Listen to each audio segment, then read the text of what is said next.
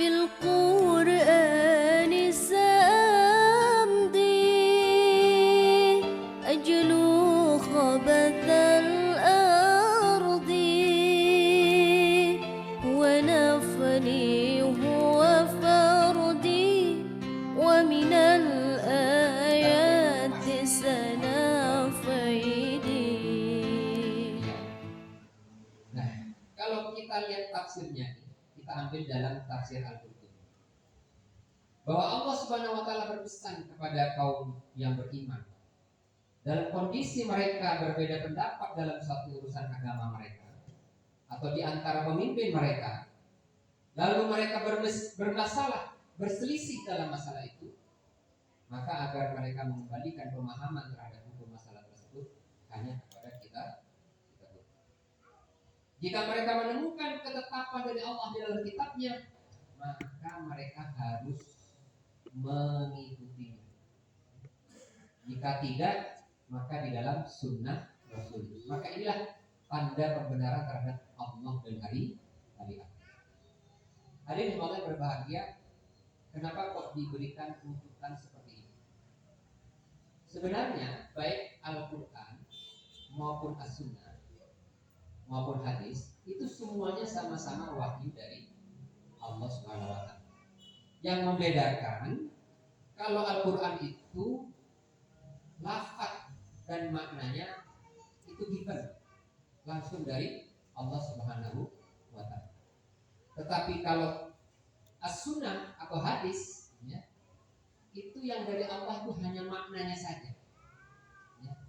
Adapun penyajiannya karena yang terkategori atau yang termasuk dalam As-Sunnah atau hadis itu, pertama bisa qaul Rasul, perkataan Rasul. Yang kedua af'al Rasul, perbuatan Rasul. Yang ketiga takrir Rasul, diamnya Rasul. Di pernah dalam suatu kesempatan para sahabat sedang bersantap. Yang disantap itu kadal gurun, Jawa. Secara umum kalau yang buas atau menjijikkan atau apalagi banyak kriteria yang menyebutkan hewan itu tidak boleh dimakan. Tetapi Rasulullah pada waktu itu diam, tidak tak. Nah ini contoh namanya takrir, mendiamkan. Ini kalau kadal gurun masih boleh. Ini contoh takrir atau diamnya. Dan banyak lagi kalau penjenengan mengkaji hadis ya, beberapa contoh hadis yang menjelaskan tentang bagaimana Rasul takrir terhadap peristiwa yang terjadi yang dilakukan oleh para sahabat yang beliau ketahui. Syaratnya memang peristiwa itu diketahui oleh Rasul. Ya. Dalam tafsir Ibnu Katsir dijelaskan bahwa ayat ini menunjukkan barang siapa yang tidak berhukum dengan persoalan yang diperselisihkan kepada Al-Quran dan Al-Sunnah, maka dia tidak merujuk kepada keduanya dalam masalah tersebut, maka dia bukanlah orang yang beriman kepada Allah dan hari akhir. Insyaallah, hati-hati ya. Jadi kalau kita tidak merujuk kepada Al-Quran atau As-Sunnah ketika menyelesaikan persoalan, kata tafsir Ibnu Katsir, terkategori orang yang tidak beriman kepada Allah dan hari akhir. Bahaya, bisa jadi kafir. Nah, makanya pentingnya kajian kita pada kesempatan sore hari ini diantaranya agar kita terselamat dari kekafiran. Sebagaimana ayat ini menunjukkan kewajiban untuk berhukum kepada syariat Allah Ta'ala, maka bagi pemimpin maupun rakyat dia juga menunjukkan haramnya berhukum kepada selain syariat Allah. Karena apa? Karena apa yang ditetapkan Al-Quran dan As-Sunnah dan diakui keabsahan oleh keduanya, maka sebenarnya itulah kebenaran ya.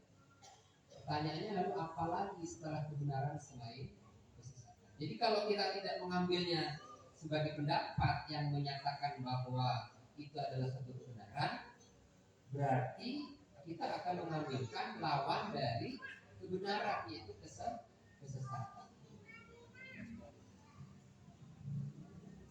Yang pertama, surat apa tadi? An-Nisa ayat 59. Baik. Sekarang kita ayat yang kedua. Karena panjang, saya langsung berikan terjemahan. Tapi monggo dibuka sendiri surat An-Nisa lanjutannya ya. 4 ayat ini 60 sampai 61. Yang artinya, apakah kamu tidak memperhatikan orang-orang yang mengaku dirinya telah beriman kepada apa yang diturunkan kepadamu dan kepada apa yang diturunkan sebelum kamu? Mereka hendak berhakim kepada Taurat, padahal mereka telah diperintah mengingkari Taurat. Dan syaitan bermaksud menyesatkan mereka dengan penyesatan yang sejauh-jauhnya. Di pokok lema hebat di sini. Di abid ini di nilai pasal dengan saus. Ya. Dan syaitan yang bermaksud menyesatkan mereka dengan penyesatan yang sejauh-jauh. Jadi apabila dikatakan kepada mereka, marilah kamu tunduk kepada hukum yang Allah telah turunkan dan kepada hukum Rasul, saya akan melihat orang-orang munafik menghalangi manusia dengan sekuat-kuatnya dari mendekati. Apa tauhid itu? Tauhid itu apa? Jelaskan tafsir At-Tabari, Ibnu Jarir rahimahullah menjelaskan bahwa tauhid itu adalah setiap yang melampaui batas terhadap Allah, sehingga ia disembah selain Allah, baik dengan paksaannya terhadap orang yang menyembahnya atau dengan kesukarelaan yang menyembahnya. Yang disembah itu baik dari jenis manusia, syaitan, ya, berhala, patung, apapun dia, maka itu semua namanya tauhid. Ya. Baik. Sehingga ayat ini 60 sampai 6 berapa tadi? Ayat ini menunjukkan bahwa kewajiban untuk berhukum kepada apa yang diturunkan oleh Allah dari beberapa sisi. Yang pertama, bahwa tauhid itu bersifat umum, mencakup setiap yang diibadahi selain Allah, dan dia rela untuk diibadahi atau diikuti atau ditaati seperti itu, ya, dalam selain ketaatan pada Allah dan Rasulnya. Ini dalam kitab Al-Aqlam Al-Muwaqqi'in An-Rabbil Alamin. Sehingga yang kedua, bahwa berhukum kepada tauhid ini adalah sifat dari kaum munafik. Dari kaum munafik yang menyembunyikan kekufuran dan menampakkan keimanan. Secara tauhid dia orang yang beriman, tetapi merujuknya atau menyembahnya, mengikuti bagaimana dia menyelesaikan persoalan, dia mengambil jalan selain Allah dan Rasulnya. Itu yang dimaksud dalam sifat munafik. Secara zahir dia masih menunjukkan sebagai orang beriman, sebagai seorang muslim, tetapi ketika menyelesaikan persoalan, dia tidak menjadikan Allah dan Rasulnya sebagai solusi. Pembahasan yang lain, orang yang berpaling dari hukum yang diturunkan oleh Allah ini telah dihukumi dengan kemunafikan. Maka jika itu ditambah dengan menghalangi orang lain untuk berhukum kepada Allah, kepada apa yang diturunkan oleh Allah, maka kekufuran dan kemunafikannya itu semakin besar. Ini dalam kitab Al-Hukmu bi ghairi ma anzalallahu ahwanuhu wa ahkam. Jadi kalau yang pertama tadi itu kita pribadi. Di dalam penjelasan di sini kita ikut menghalangi orang lain untuk berhukum kepada Allah. Kita ikut menghalangi orang lain untuk mengambil solusi dari Allah dan Rasul. Maka dijelaskan di sini kekufuran dan kemunafikan ini akan semakin hati-hati. Ya.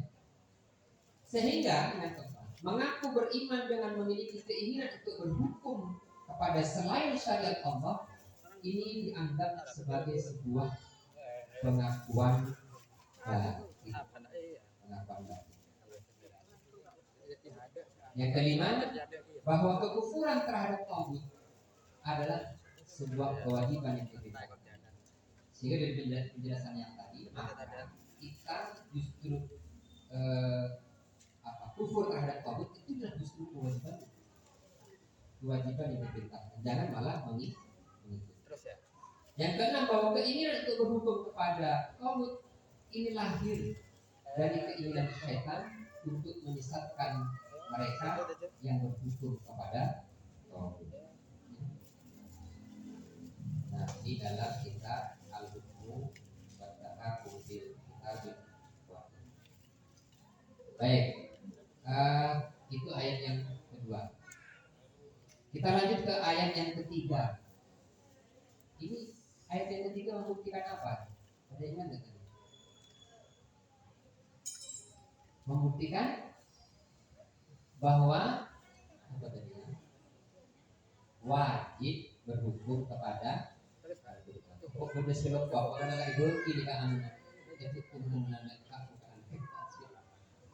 konsentrasinya hilang. Jadi saya seling-selingi dengan ditanyakan kembali. Tidak apa-apa ya. Baik, kita lanjut ke bukti yang ketiga. Ternyata masih surat An-Nisa juga ayat 65.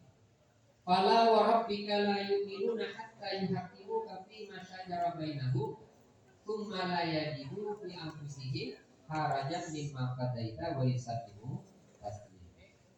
Maka demi Rabbmu, mereka pada hakikatnya tidak beriman hingga mereka menjadikan kamu hakim dalam perkara yang mereka perselisihkan. Kemudian mereka tidak merasa keberatan dalam hati mereka terhadap putusan yang kamu berikan dan mereka menerima dengan sepenuhnya. Kita lihat penjelasan para mufassir. Tafsir An-Nisa ayat 65. Keterkaitan antara berhukum kepada syariat Allah dengan keimanan. Jadi satu sisi berhukum kepada syariat Allah dikaitkan dengan keimanan yang kita punya. Apa hubungannya? Ini keterkaitannya adalah antara sebab dan akibat. Maka kaum beriman itu beriman karena keislaman, ya, dan penerimaan mereka terhadap hukum Rasulullah SAW yang berhukum dengan wahyu Allah. Jadi karena beriman makanya dia terikat, ya, untuk menerima terhadap hukum apa yang Rasulullah sampaikan yang notabene itu adalah wahyu dari Allah. Kenapa kok tidak terikat dengan hukum yang Rasul berikan yang notabene merupakan wahyu dari Allah? Karena kita beriman. Ini hubungan antara keduanya. Ya.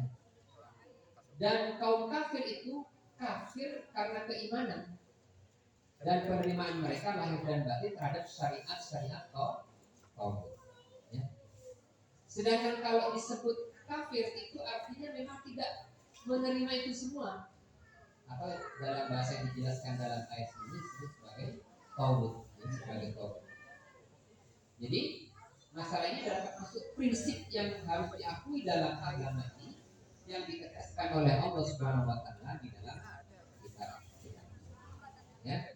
Bahkan di dalam ayat ini Allah bersumpah, "Fala wa rabbika la yu'minuna." Terhadap hal tersebut dan dikuatkan dengan berbagai penguat yang semuanya itu semakin mempertegas bahwa seseorang itu tidak akan beriman hingga dia menjadikan Rasulullah Sallallahu Alaihi Wasallam sebagai hakim dalam seluruh urusan.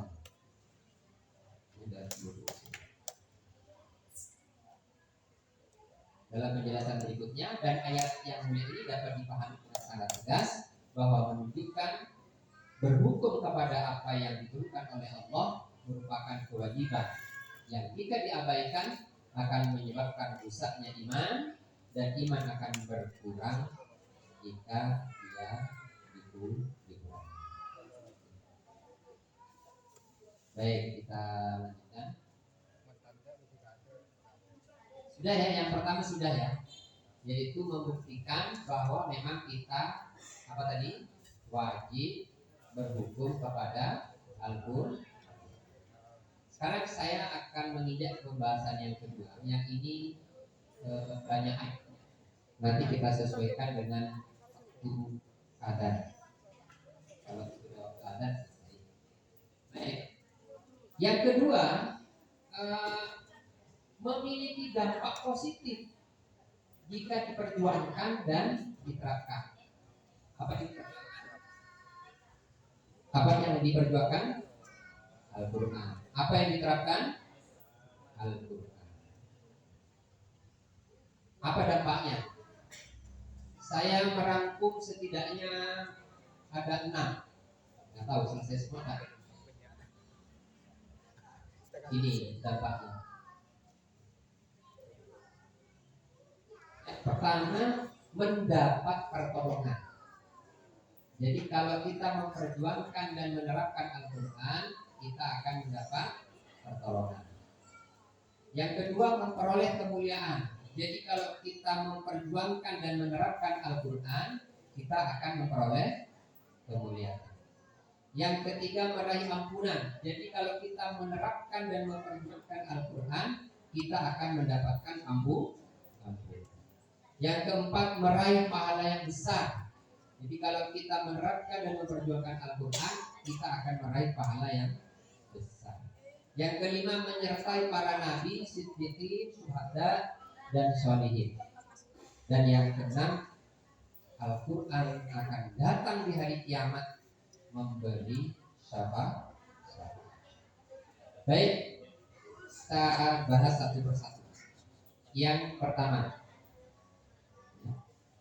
masih 1723. Yang pertama, mendapat pertolongan. Apa dasarnya? Dijelaskan dalam Al-Qur'an surat Al-Hajj surat 22 ayat 40. Wala yansurannallahu may yansuruh. Sesungguhnya Allah pasti menolong orang yang menolong agamanya. Innallaha laqawiyyun aziz. Sesungguhnya Allah benar-benar kuat lagi maha perkasa. Apa kok bisa dikatakan mendapat pertolongan ya? Kita lihat tafsirnya. Di Ruh Al-Ma'an dijelaskan tafsir surat Hajj ayat 40 ini bahwa Allah Subhanahu wa taala akan benar-benar menolong orang-orang yang menolong agamanya. Yang walinya sebagaimana telah memenangkan kaum Muhajirin dan Ansar terhadap pemuka-pemuka Arab, para Kisra Persia dan para Kaisar Romawi. Lalu dia mewariskan bumi dan negeri-negeri mereka kepada para sahabat. Ya, jadi mereka yang menolong agama Allah itu bentuknya diantaranya tadi. Yang pertama, kita akan bagi siapa yang memperjuangkan dan menerapkan Al-Qur'an. Notabene yang menolong agama Allah itu termasuk yang memperjuangkan dan menerapkan Al-Qur'an. Maka dia akan mendapat pertolongan dari Allah Subhanahu wa taala.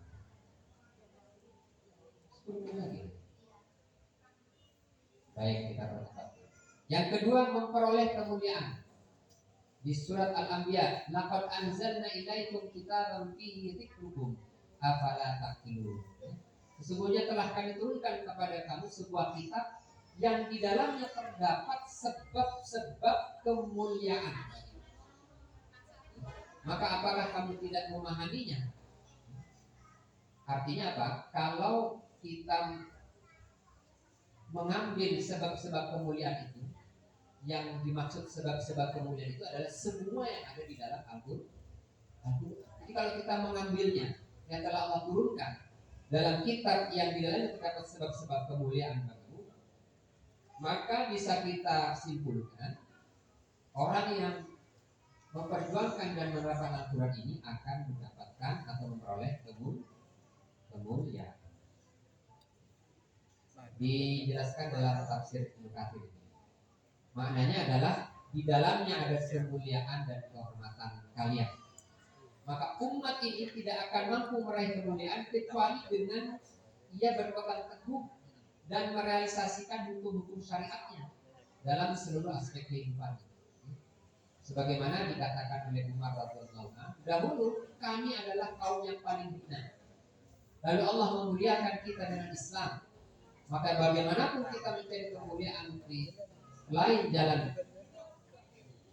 jalan mana Allah telah memuliakan kita, maka pasti Allah akan menghidup kita. Hadis riwayat Al-Hakim dalam Al-Mustadrak. Jadi kita tahu bahwa dahulu sosok Umar bin Khattab ini kan sebelum masuk Islam posisinya adalah kafir, masih kafir. Jadi beliau menyatakan bahwa dahulu ketika belum diperkenalkan atau belum bertemu dengan Rasulullah, dia merasa hina. Tapi setelah dipertemukan dengan Rasulullah dan beliau juga menerima Al-Quran yang diwahyukan melalui Rasulullah, akhirnya dia menjadi orang yang mulia. Demikian halnya juga dengan kita. Kalau kita memperjuangkan dan menerapkan Al-Quran. Baik, ketiga, meraih ampunan. Di Al-Mumtahanah ini, wahai Nabi, apabila datang kepadamu perempuan-perempuan yang beriman untuk mengadakan janji setia bahwa mereka tidak akan mempersekutukan sesuatu dengan Allah, tidak akan mencuri, tidak akan berzina, tidak akan membunuh anak-anaknya, tidak akan berbuat dusta yang mereka adakan antara tangan dan kaki mereka, dan tidak akan mendurhakaimu dalam urusan yang baik, maka terimalah janji setia mereka dan mohonkan ampunan kepada Allah untuk mereka. Sesungguhnya Allah Maha Pengampun lagi Maha Penyayang. Yang keempat, meraih pahala yang besar. Walau annahum fa'alu ma yu'aduna bihi lakana khairan lahum wa ashadda tathbita wa idan latainahum min ladunna ajran 'azima wa lahadainahum siratan mustaqima. Ya. Dan sesungguhnya kalau mereka melaksanakan pelajaran yang diberikan kepada mereka, tentulah hal yang demikian itu lebih baik bagi mereka dan lebih menguatkan iman mereka. Dan kalau demikian pasti kami berikan kepada mereka pahala yang besar dari sisi kami dan pasti kami tunjukkan mereka kepada jalan yang lurus. Jadi ini buktinya surat An-Nisa ayat 66 yang menjelaskan bahwa kalau kita memperjuangkan Al-Quran dan menerapkan Al-Quran akan meraih pahala yang besar. Imam Ar-Razi mengatakan sesungguhnya Allah Ta'ala telah menunjukkan banyak sekali indikasi dalam ayat ini. Setiap indikasi itu menunjukkan betapa besarnya pahala amalan. Pertama, ya, bahwa dia Ta'ala yang telah menyebutkan dirinya dengan bentuk ungkapan pengagungan, sighah al-azam, yaitu firman-Nya pasti kami berikan dari sisi kami. Ini berarti sudah adanya kepastian. Dan pihak yang memberi hak pemberian ini ketika ia menyebutkan dirinya dengan lafaz yang menunjukkan keagungannya dalam konteks berjanji memberikan sesuatu, maka itu menunjukkan betapa agungnya pemberian tersebut. Yang kedua, bahwa Allah Ta'ala menyifatkan balasan itu sebagai sesuatu yang besar dan sesuatu yang disifati oleh zat yang paling maha agung di antara semua yang ada. Tentu dia memiliki nilai kemuliaan yang sangat tinggi. Bagaimana tidak agung ya jika Nabi Sallallahu Alaihi Wasallam telah bersabda bahwa di dalam surga itu terdapat nikmat yang tidak pernah disaksikan pandangan mata, tidak pernah didengar oleh telinga, tidak terlintas dalam hati manusia.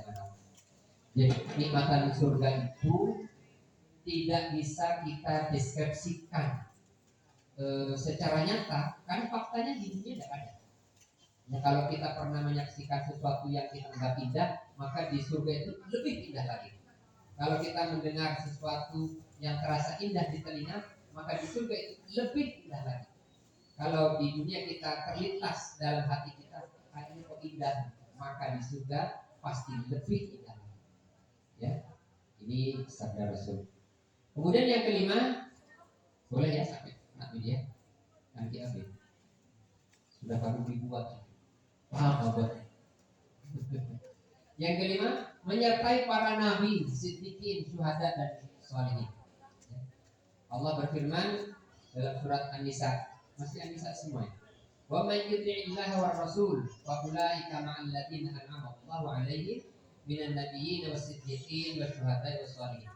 Wa hasuna ulaika rafiqa, dzalikal fadlu min Allah wa kafa billahi alim. Dan barang siapa yang menaati Allah dan Rasulnya, mereka itu akan bersama-sama dengan orang-orang yang dianugerahi nikmat oleh Allah. Siapa mereka itu? Nabi-nabi, para siddiqin, orang-orang yang mati syahid, orang-orang yang soleh. Masya Allah. Dan mereka itulah teman yang sebaik-baiknya. Yang demikian itu adalah karunia dari Allah. Allah itu mengetahui. Terakhir ya, terakhir. Nah, yang terakhir ini agak dan bahwa kalau kita memperjuangkan dan menerapkan Al-Quran, dia nanti akan datang di hari kiamat memberi syafaat. Memberi apa? Syafaat. An Abi Amamah al-Bahili radhiyallahu anhu qala Rasulullah sallallahu alaihi wasallam, Iqra'ul Qur'an fa innahu ya'ti yaumal qiyamati syafi'an li ashabihi. Ya, hadis sahih Muslim dari Abu Umamah al-Bahili, Rasulullah sallallahu alaihi wasallam bersabda, bacalah Al-Quran, maka sesungguhnya dia akan datang di hari kiamat memberi syafaat kepada pembacanya. Nah, tadi yang sudah menjawab sudah khatam 1 kali, 2 kali, 3 kali, panjenengan semua akan mendapatkan syafaat. Ya, semakin banyak menghatamkan, semakin banyak penguatan Al-Quran memberikan syafaat.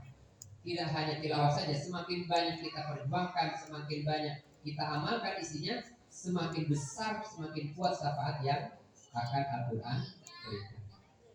Sedikit saya jelaskan syafaatnya, karena biar tidak salah tafsir. Saya mengambil pendapat Syekh Abdul Fattah Al-Qadi. Syafaat Al-Quran ini artinya dia akan mencegah seseorang jatuh dalam kobaran api neraka. Artinya bagaimana? Jadi seorang yang mendapatkan syafaat Al-Quran karena dia membacanya, karena dia memperjuangkannya, karena dia menerapkannya, dia akan tercegah dan tidak sampai jatuh dalam kobaran api neraka, meskipun dia divonis sebagai penghuni neraka. Misalkan itunya orangnya membekas sampai akhir neraka, sudah benar tahu karena apa? Tapi kita tidak tahu. Ternyata dia bertaubat dan diterima taubatnya. Kemudian banyak membaca Al-Quran, banyak menjelaskan Al-Quran, banyak menerapkan Al-Quran. Jadi yang divonis sebelumnya sebagai ahli neraka, pertama vonis, dia kemudian berubah menjadi ahli surga karena syafaat Al-Quran. Ini yang pertama, belum terjadi, sudah berubah. Ada juga yang pendapat yang berikutnya, mengangkat dan menyelamatkan seseorang dari kobaran api neraka. Dia sudah masuk ke dalam neraka setelah merasakan panasnya di neraka, tapi karena dia ada amal, ya, amalan dari Quran yang dia ikut memperjuangkannya, mendakwahkannya, bersama-sama memperjuangkannya, sehingga kemudian dari lisannya banyak orang yang memahami Al-Quran, dari lisannya juga banyak orang yang mendakwahkannya dan kemudian menerapkannya dalam kehidupan sehari-hari. Kalaulah dia kemudian sudah kadung jatuh ke api neraka, maka Al-Quran datang memberikan syafaat untuk mengangkatnya kembali dari api. saja bentuk syafaatnya di sini? Yang pertama, Al-Quran akan menjadi tameng dari siksa kubur. Pasera seampun ahli Al-Quran. Waktu nih kok itu punya tameng. Kalau tameng ini, boleh siksa kubur datang, ting, tameng mentah. Oleh ahli Al-Quran. Yang kedua, dia akan menjadi mahkota bagi orang tuanya. Panjenengan kalau ahli Al-Quran itu kelak, terlepas orang tuanya ahli surga atau ahli neraka, akan memberikan mahkota. Otomatis kalau di orang tuanya ahli neraka, dia diangkat menjadi ahli surga. Kalau dia menjadi ahli surga, ditempatkan derajatnya lebih tinggi lagi, ya, karena anaknya adalah ahli Al-Quran. Kemudian yang ketiga, memberi syafaat 10 anggota keluarga. Nah, kalau panjenengan ahli Al-Quran, pas tak keluarga, tergoda Raji Seto, anak 5, sana pada 6. Misal saya ahli Al-Quran, dan semoga termasuk ahli Al-Quran, paling tidak sudah menyampaikan, saya bisa memberi syafaat ke 6 anggota keluarga saya. Kira Pak, bisa nggak lagi dari Kak Dito? Ikan kedua bisa. Ya, bisa ngambil dari sini. Kalau semua di sini ahli Al-Quran, kita semua akan saling menguatkan, ya, akan mengalir saling menguatkan. Jelas sekolah orang anggota keluarga ahli Al-Quran setuju, nyari selain boleh, pasti ada selain ikan jamaahnya lagi. Otak orang sekelet panjenengan ngajak bukan hadir ke pengajian Kak Dito. Sekolah pun kena, udah anak sekolah pun kena. Pasti boleh, ini kan yang akan beri syafaat. Kemudian yang keempat terakhir, dia adalah penentu derajat di surganya Allah. Semakin banyak yang dibaca, semakin banyak yang dihafal, semakin banyak yang disampaikan, semakin banyak yang diamalkan, maka derajatnya di surga itu akan semakin tinggi, ya, semakin tinggi. Semoga dengan materi kali ini akan memberikan motivasi khususnya kepada Al-Fakir yang menyampaikan dan kepada panjenengan semuanya, sehingga kita akan dicatat oleh Allah Subhanahu wa taala sebagai ahli Quran. Amin ya rabbal alamin. Baik, saya kira cukup sampai di sini karena waktunya juga sudah sebentar lagi untuk mengadakan persiapan. Saya menyampaikan permohonan maaf manakala dalam penyampaian ada hal-hal yang kurang berkenan di hati, dan mengucapkan jazakumullah khairan jazaa, terima kasih atas perhatian yang telah diberikan. Semoga materi yang singkat ini, materi yang sedikit ini akan memberikan manfaat kepada kita semua. Amin ya rabbal alamin. Akhirul kalam, bila taufiq wal hidayah. Wassalamualaikum warahmatullahi wabarakatuh.